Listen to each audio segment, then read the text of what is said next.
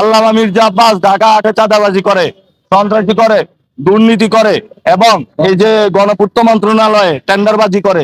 জাতীয় নির্বাচনের সংখ্যাগরিষ্ঠতা কোন দলটি পাবে এটি আসলে আগে বাগে এখনো বলা যাচ্ছে না। এটি আমার বাংলাদেশের অনেকগুলি নির্বাচনের মধ্যে এই নির্বাচনটাকে এই কারণে বিউটিফুল মনে হচ্ছে। আমরা এখনো জানি না আসলে সংখ্যাগরিষ্ঠতা কোন দলটি পাবে।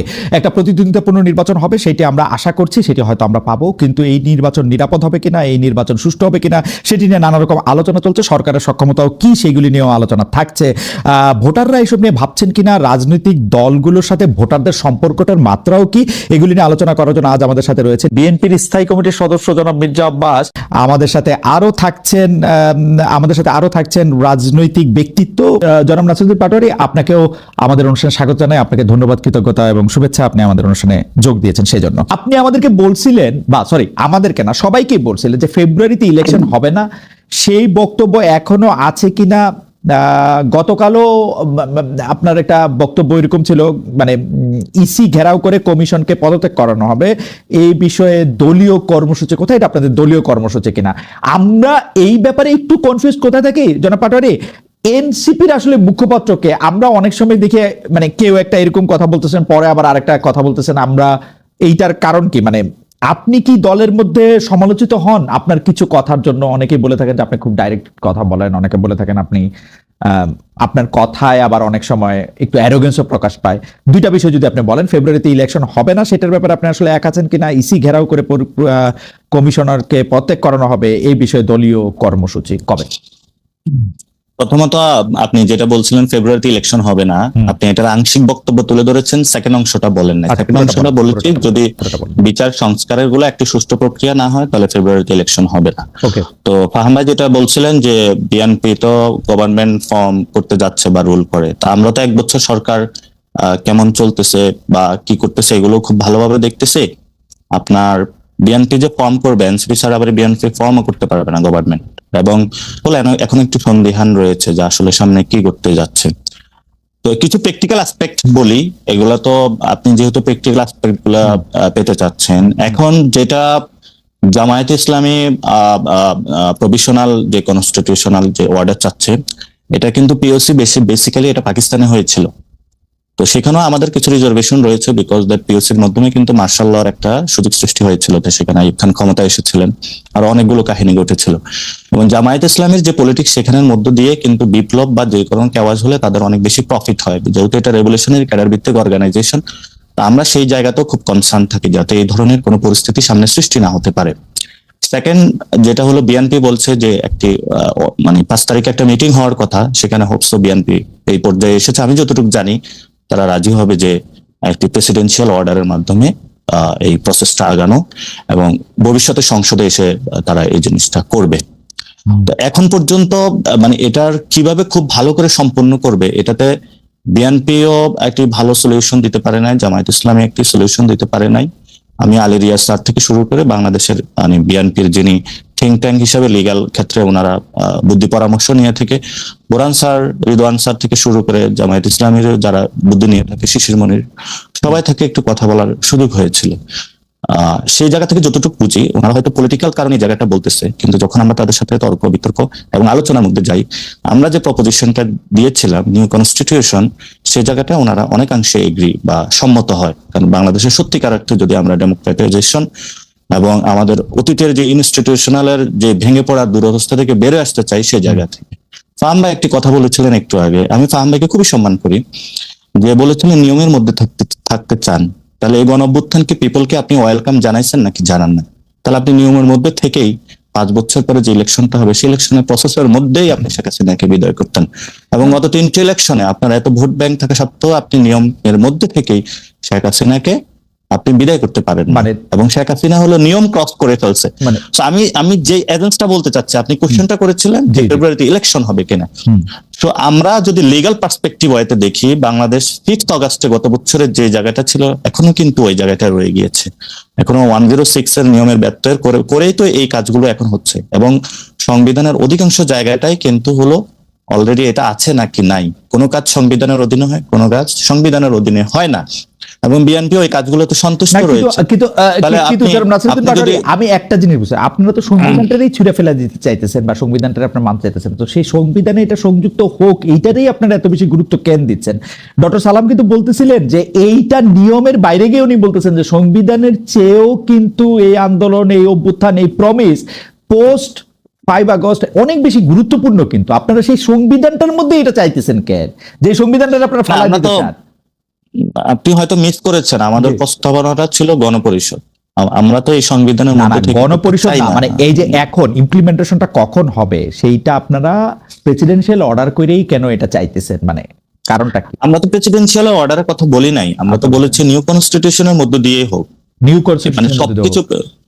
জি, আমরা তো গণপরিষদের কথা আপনারা নতুন করে এখন মানে গণপরিষদের কথা বলতেছেন যে গণপরিষদ করে হোক।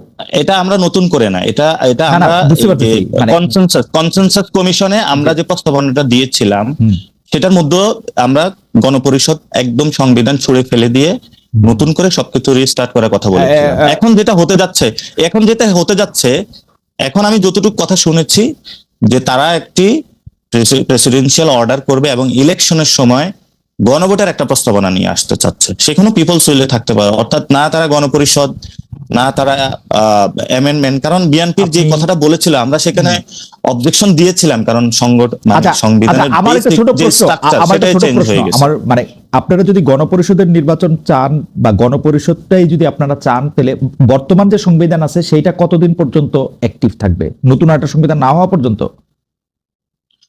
গণপরিষদ যখন আমরা বলি তখন যখন গণ অভ্যুত্থানটা হয়ে গেছে পিপলস উইলের মধ্য দিয়ে, তখনই তো সব সংবিধানটা বাতিল হয়ে গিয়েছে। বাতিল হয়ে গেছে তো, কিন্তু- তাহলে এখন আপনি জি, বাতিল হয়ে গেছে। এখন আপনি বিচার কাজ, বাংলাদেশ সরকারের কাজ, সেটা কি দিয়ে চালাতেছেন তাহলে? এটা তো আমরা অনেক আগ থেকে বলে আসছি যে একটি যদি ঘোষণাপত্র হতো অথবা একটি পেপার হতো যেটা সবার মধ্য দিয়ে এবং সেটার মধ্য দিয়ে বাংলাদেশ পরিচালনাটা হলে ভালো হতো। এখানটা আমরা তো আমাদের জায়গা থেকে সরি নাই। আচ্ছা, এবং আমরা বুঝতে পারছি, সে বিষয়ে কিন্তু বলে আপনার আসছি। জায়গা থেকে সরেন না, সেটাতে, কিন্তু আপনারা মানে আচ্ছা যাই হোক, আমি এটা নিয়ে আর আপনার সাথে বিস্তারিত কথা নিশ্চয়ই আরেকদিন বলবো। আমি আপনাকে আপনার দুটা কথা বা আপনাদের দলের দুটা কথা একটু স্মরণ করে দিতে চাই। যে আপনাদের দলের একজন নেতা সামান্তা শারমিন, তিনি খুব যুগান্তরকে বলেছেন যে নির্বাচনের আগে বিশেষ প্রকল্প ফাঁস করা হবে।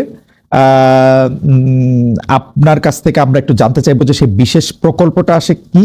আপনারকে আমরা কোট করছি, যেখানে আপনি বলতেছেন যে বেশ কয়েকজন উপদেষ্টা দুর্নীতিতে জড়িয়েছে, অনেকের আত্মীয় স্বজনের খবর আমরা পাচ্ছি, উপদেষ্টাদের কে কে দুর্নীতির সাথে যুক্ত হয়েছে তা জনগণের সামনে প্রকাশ করবে এনসিপি। এগুলি এনসিপির নিজস্ব, মানে আপনাদের নিজস্ব, আপনারা যারা এনসিপির নেতা আছেন তাদের নিজস্ব ভাবনা নাকি এনসিপির দলীয় ভাবনা, এইটা একটু আমরা আপনার কাছ থেকে শুনবো। প্রথমত দুইটা বিষয়, আমাদের পলিটিক্যাল এরিনাতে যারা লিডার বা বিএনপি অ্যাক্টিভিস্ট বলেন বা জামায়াতের পলিটিক্যাল লিডার বা অ্যাক্টিভিস্ট, ছোট মুখে বড় কথা, তাদের মধ্যে দুইটা বিষয়, একটা হলো চাতুরতা আর একটা হলো অজ্ঞতা। তো আমি যেভাবে মির্জা ফখরুলকে দেখি, উনি ছাত্র ইউনিয়ন করছে তো উনি হয়তো প্র্যাকটিক্যালি চিন্তা করেন না। আমি আবার এখানে ওনার কিছু অজ্ঞতা আছে। ওনাকে এক রাতে পুরো বাংলাদেশের হলো স্টুডেন্ট সোসাইটি একটা কথা বলার কারণে ওনার বিরুদ্ধে ক্যাম্পেইন করছিল, তখন আমি একটা স্ট্যাটাস দিয়েছিলাম, don't do it, he is the গণ অভ্যুত্থানে ওনার বড় অনেক অবদান রয়েছে, ফলে সবাই এটাতে নীরব থেকেছে। উনি কয়েকদিন আগে ইন্ডিয়ার প্রশ্নে যে সাক্ষাৎকারটা দিয়েছেন, কথা বলেছেন, এটা পরবর্তীতে এআই নাকি এআই না, কিন্তু এটা জনমনে একটা দোয়াশা সৃষ্টি করেছে। কিন্তু বিএনপির মধ্যে অথবা আমাদের পলিটিক্যাল এরিনাতে চতুর একজন লোক আছেন, সেটা হলো সালাউদ্দিন। যদি অজ্ঞ বলি, অজ্ঞতার জায়গা থেকে, সরি আমাদের যা আমরা দেখে আসতেছি, ওনাকে অনেক সজ্জন জানে, অনেক সজ্জন দেখেন। না না, কিন্তু আমাদের প্রশ্ন মির্জা ফখরুলের আপনার নিয়েই তো আমাদের, আমি প্রশ্নতে আসছি। জি জি বলেন। তো যেই কোশ্চেনটা আপনি করেছিলেন যে মির্জা ফখরুলের এখানে ইউনুস স্যারের বিষয় না, বিষয়টা হলো মির্জা ফখরুলের খুব ভাই বেড়াদার, যে রুমে বসে গল্প করেন, জাতীয় পার্টি নিয়ে দুজন বন্ধু আছেন, রুমমেট ক্লাসমেট যাই বলি না, এখন উনি ওই জায়গায় কট খায় গেছেন। সো আমি আপনার কথা অবশ্য খুব মানে ফলো করতে পারতেছি না, মানে মির্জা মানে আপনি ওয়াহিদউদ্দিন ভাই, সালাউদ্দিন ভাই আছেন, মানে এখানে মির্জা ফখরুলের একটা বড় ভূমিকা রয়েছে। আপনি এই পলিটিক্যাল এরিনাতে ওনার জায়গাগুলো অ্যাভয়েড করতে পারেন না। কনসেনসাস কমিশন আবার সালাউদ্দিন রয়েছেন এবং উনি ওই জায়গায় চতুরভাবে এখানে বাংলাদেশের মানুষের সাথে অনেকগুলো কাজ করতেছেন, যেটা হলো আসলে ওনার ব্যক্তিত্বের সাথেও যায় না, হয়তো পার্টিগত কারার জায়গা থেকে এগুলো আচ্ছা, করেন। আমরা এটা নিয়ে নিশ্চয়ই এখন আপনার প্রশ্ন আসে যে উপদেষ্টাদের মধ্যে যেটা শুনেছে, আমরা শুনতে পাচ্ছি, আমরা যখন নাগরিক কমিটি গঠন করেছিলাম অথবা এই সরকারকে দুইটা বিষয়, যে সরকার যদি কোনো ভালো কাজ করে সেটাতে আমরা সাপোর্ট দিব, কোনো যদি খারাপ কাজ করে সেটাতে আমরা বলছি সমালোচনা করব এবং জবাবদিহিতার আওতায় নিয়ে আসব। তো বাংলাদেশে প্রধানমন্ত্রী শাসিত শাসন বা ইউনিটারি গভর্নমেন্টের একটা জায়গা সেন্ট্রাল বডি হওয়ার কারণে সবাই ইউনূস স্যারের দিকে আঙ্গুল তুলে। ইউনূস স্যার তো একা সবকিছু করবে না, তার অনেকগুলো হ্যান্ডস রয়েছে, উপদেষ্টা মহলগণ, একটা ফাইল সচিব পর্যন্ত যায়, অনেক সময় উপদেষ্টাও জানে না। তো রিসেন্টলি মানে আমাদের অফিসেও যখন আমরা বসি, তারপরে হলো যখন আমি ওই দিন এক রিক্সাতে উঠলাম, সে অনেক রিক্সা একটু নিয়ে যায়, রিক্সার পিছন থেকে অনেকগুলো কাগজ ফাইল বলে একটা তদবির করতে চায়। আমি বললাম ভাই এগুলা তো আমরা এগুলা করতে পারবো না। বলে যে অমুক বিএনপির নেতা করে, অমুক জামায়াতের নেতা করে, অমুক উপদেষ্টারা তো এটা করে ফেলছে, আপনার কাছে আগে আসছিলাম। তো অনেক ফাইলগুলো যেগুলো আসে আমাদের কাছে অনিয়ম বিভিন্ন জিনিস তদবিরের জন্য মানুষ আসে, আমরা যখন কোনো জিনিস নেগেট করে যাই, এগুলো আসলে স্টেটের সাথে যায় না, এগুলো মানুষের সাথে, মানুষের ট্যাক্সের টাকাতে এটা প্রবলেম হবে। তো সেই কাজগুলো আমরা পরবর্তীতে ওই দুর্নীতিগ্রস্ত বা একটা বাটপার লোক ওই প্রশাসনের বিভিন্ন জায়গায় ঢুকে পড়ে। পরে যখন ওই লোকটাকে আবার খুঁজে বের করি কিভাবে কাজটা করাইলেন, কোন জায়গা থেকে স্টোরি পাচ্ছি বিএনপি নেতা, কোন জায়গায় স্টোরি পাচ্ছি জামায়াত নেতা, কোন জায়গায় স্টোরি পাচ্ছি সচিব, কোন জায়গায় স্টোরি পাচ্ছি অমুক উপদেষ্টার হলো স্বামী বা অমুক উপদেষ্টার অমুক আত্মীয়র মাধ্যমে। এখন আসি যে ডকুমেন্টস, আমরা কিছু ডকুমেন্টস কালেক্ট করতেছি যারা এই কাজগুলো করেছে, যাদের মধ্যে দিয়ে করেছে, এবং আমাদের মনে হচ্ছে যে প্রত্যেকটা গভর্নমেন্টের জন্য পার্লামেন্ট রয়েছে, যারা সংসদে নির্বাচিত হয়ে যায়, সেখানে আলোচনা হয়, বিরোধী দল থাকে, আলোচনা হয়। যারা এই সরকার রান করতেছে তাদের তো জনগণের কাছে জবাবদিহিতার জায়গাটা থাকা উচিত। আমাদের জায়গা থেকে তারা যদি কোনো ভালো কাজ করে সেটা যেমন আমরা অ্যাপ্রিসিয়েট করব, কোনো উপদেষ্টা যদি কোনো রেকলেস ওয়েতে কোনো কাজ করে অথবা দুর্নীতির সাথে জড়িত হয়, কোনো অবৈধ সম্পদ উপার্জনের প্রচেষ্টা চালায়, আমরা সেটারও জায়গায় বিরোধিতা থাকবো, এবং সেটা যদি মানে এটা এখনো এটা আপনাদের এখনো তথ্য সংগ্রহ পর্যায়ে, মানে আপনারা নিশ্চিত না? কিছু তো তথ্য আমাদের কাছে আসছে, আপনার কাছে, এনসিপির কাছে, মানে এটা নিয়ে কি আপনি বলবেন না এনসিপি বলবে? এটা এনসিপিরও অনেকের কাছে আছে, মানে এটা তো মানে যখন একটা লোকে মানে অফিসে আসে, এই লোকটা কিন্তু 10 জনের কাছে যায়, এবং বাংলাদেশ খুবই মানে এমন একটা জায়গা দেখতেছি, সে একটা কাজ করার জন্য ওই বিএনপির সব নেতার কাছেও যায়, জামায়াতের সব নেতার কাছেও যায়, এবং তারা এটাই মনে করে যারা পলিটিক্স করে ওই একটা অবৈধ কাজ সে হলো করে দিবে, এবং এটাই নাকি এতদিন সিস্টেম হয়ে আসছে, মানে আমাদেরকে আয়সা যেটা তারা বলে। তো সেখানেও আমরা কিছু প্রমাণ পাচ্ছি, এটা নট অনলি মি, এটা অনেকের কাছে এই ধরনের এক্সপিরিয়েন্স তারা শিকার হচ্ছে। আমরা যখন বসতেছি একসাথে, আপনারা এনসিপি থেকে এরকম একটা শ্বেতপত্রের মতো প্রকাশ করবেন, তাই না? যে মানে উপদেষ্টারা কি করছে, আমরা তো এই উপদেষ্টাদের মধ্যে কি আপনাদের যারা তথ্য পাইতেছেন তাদের মধ্যে ছাত্র উপদেষ্টার তথ্য থাকতেছে?